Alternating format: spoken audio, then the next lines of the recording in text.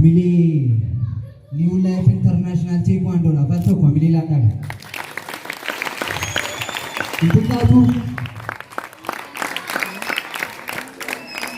Bashi promotion iddoo kana dhaabbatee sagalee isaa maciccituutiyyee akeessini ndo amile alto family la daga.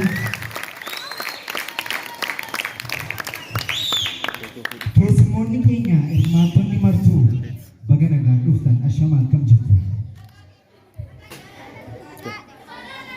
Alganni dheeratee bari'uun fagaatus jireenyi hammaatee rakkinni hammaatus rakkinaan qoramaa yoo turtes baroota rakkinni dukkanni yoo turtes waggoota jaalala mulqamtee jibbii yoo si dhaale dhugaan kan kee baddee madaalli wal caalee namaan tuffatamtee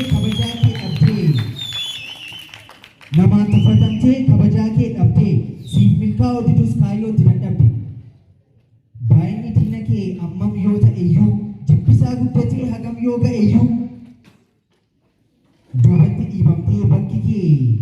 duubatti dhiibamtee fagaatus bakki kee guuboo rakkinaatiin guutamus manni kee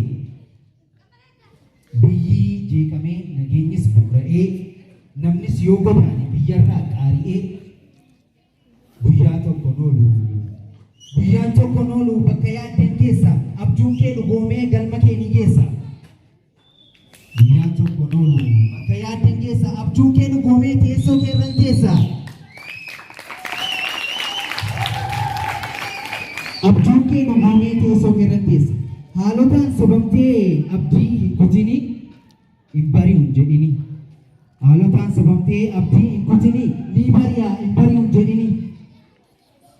Amileen kee cabini adeemi duratti obsumaan tiradhu hanga bari'utti.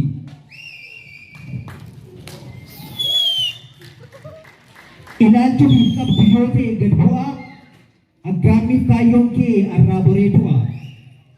Jechoota namaatiin of buufnaan amilee boriin ati qabdu dukkana'aa cilee. Daandiin sirkaa badee mul'anni kee jaamaa yaadni kee yeelalee hin ta'in mo'amaa.